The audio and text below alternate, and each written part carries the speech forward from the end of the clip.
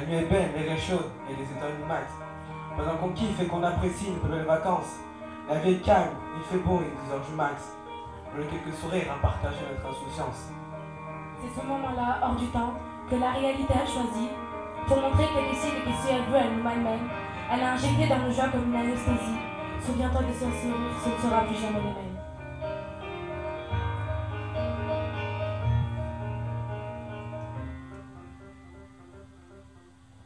Le temps s'accélère beaucoup et c'est tout mon futur qui bascule.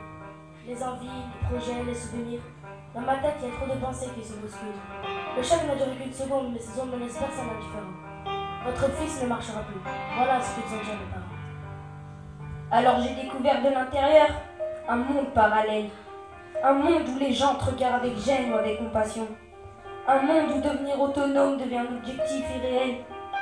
Un monde qui existait sans que j'y fasse vraiment attention. Ce monde-là vit à son propre rythme et n'a pas les mêmes préoccupations. Les soucis ont une autre échelle et un moment banal peut être une très bonne occupation. Ce monde respire le même air mais pas tout le temps avec la même facilité. Il porte un nom qui fait peur ou qui dérange. Les handicapés. On met du temps à accepter ce mot, c'est lui qui finit par s'imposer. La langue française a choisi ce terme, moi j'ai rien d'autre à proposer. Rappelle-toi juste que c'est pas une insulte, on avance tous sur le même chemin. Et que tout le monde crie bien fort qu'un handicapé est d'abord un être humain. Alors pourquoi t'as d'embarras face à un mec en fauteuil roulant ou face à une aveugle? Vas-y, tu peux leur parler normalement. C'est pas contagieux pourtant avant de refaire mes premiers pas. Certains savent comme moi qu'il y a des regards qu'on n'oublie pas. C'est peut-être un monde fait d'essence, de silence, de résistance.